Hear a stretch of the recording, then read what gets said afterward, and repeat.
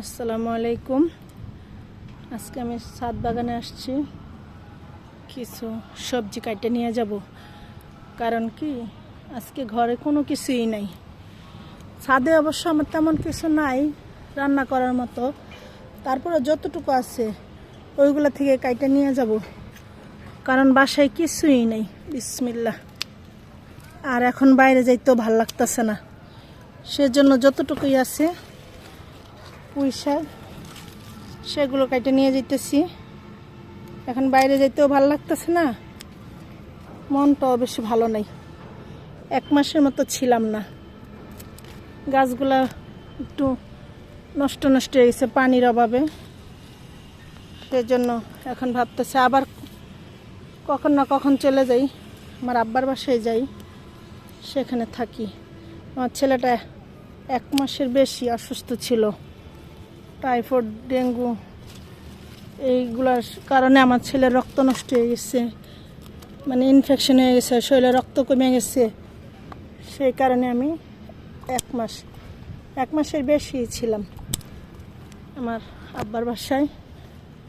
এখন বাসায় দেখি ভাইয়েরা তরি তরকারি দিছিল। মাঝখানে একদিন আসছিলাম, আমার ভাই অনেক বাজার করে দিছিল।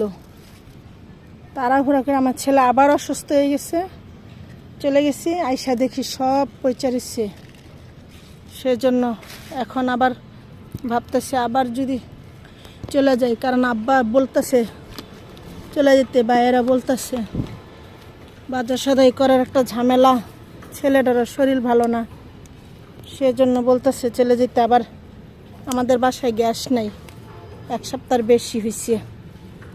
আব্বা বলতেছে নাতির শরীর ভালো না, তুমি ওইটা তালাফি করবা নাকি রান্না জোগাড় করবা না বাজার করবা, আইসা পড়ো। তো ভাবলাম যদি চলেই যাই, এগুলো তো আস্তে আস্তে আবার নষ্ট হয়ে যাবে, পানি দেওয়া হয় না, কিছু না। সেই জন্য যতটুকু পারি নিয়ে, যদিও তেমন হয় নাই, তারপরে যতটুকু আছে মাশাল্লাহ আমার একদিন, শুধু একবেলা না, পুরো একদিনের রান্না হয়ে যাবে। তো সেই জন্য আসছি, ছাদ থেকে কিছু কাইটা কুইটা নিয়ে যাই। এই যে পেঁপে গাছে পেঁপে ধরছে মাশাল্লাহ। এই যে আমার গাছগুলো, মরিচও আছে কতগুলো। খুব ক্লান্ত লাগে শরীরটা।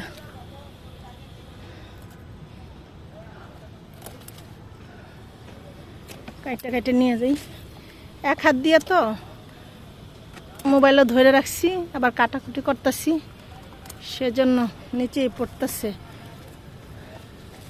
এই যে মাশাল্লাহ যা হয়েছে, মাশাল্লাহ সুন্দর একটা তরকারি রান্না করা যাবে। আমরা মানুষ কম, কোনো ঝামেলা হবে না। আরও নিতেছি, যদি চলে যাই, যাওয়ার ইচ্ছাই বেশি। মেয়েদের পড়াশোনার জন্য খালি আশা, ছোট মেয়েরা শনিকরা পড়ে, ওইখান থেকে আসা যাওয়া মেয়েটার কষ্ট হয়ে যায়, সেজন্য শুধু আসি। তা না হলে ছেলেটারে হাসপাতাল থেকে আইনা আসতাম না, এখন বাধ্য হয়ে আসা। আইসাও দেখি ঝামেলা, বাজার করা, গ্যাস নাই, এসব কিছু মিলে।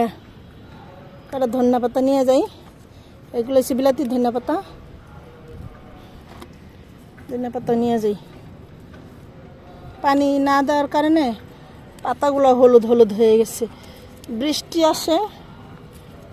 আসলে একটু ভিজে। আর আমাদের প্রতিবেশী আছে, 2বার পানি দিছে, না হলে গাছগুলো আরও মরে যেত। তাদেরকে অসংখ্য ধন্যবাদ।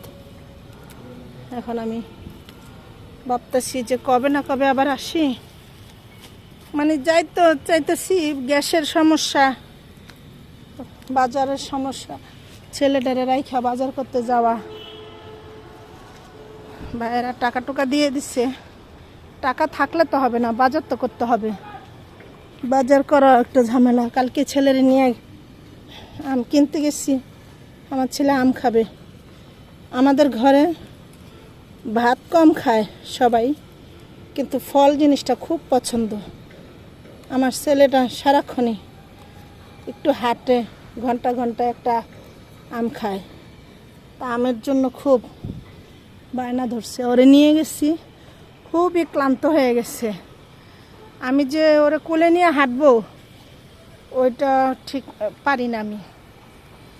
তো এই জন্য ভাবতেছি, এই যে এইগুলা কাটলাম, এই যে ধনিয়া পাতা নিলাম। আর তেমন একটা সবজি নাই। আমি থাকলে অবশ্য আরও অনেক কিছু লাগাইতাম। সিম গাছটা এত সুন্দর হয়েছিল, পুরা জুইরা ভরে গেছিল।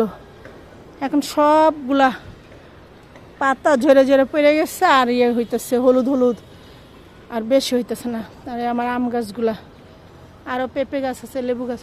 লেবু গাছটা পুরাটা ছড়ে গেছিল বট গাছের মতো। এখন লেবু গাছটার কী অবস্থা হয়ে গেছে, পাতাগুলা ঝইরা পইরা টিরা, খুব খারাপ অবস্থা। আচ্ছা, সবাই আমার পাশে থাকবেন। আমার ছাদ বাগানটা কেমন লাগে জানাবেন। আর আমি যাতে আপনাদেরকে নতুন নতুন ভিডিও দিতে পারি। সবাই ভালো থাকবেন, সুস্থ থাকবেন। আল্লাহ হাফেজ।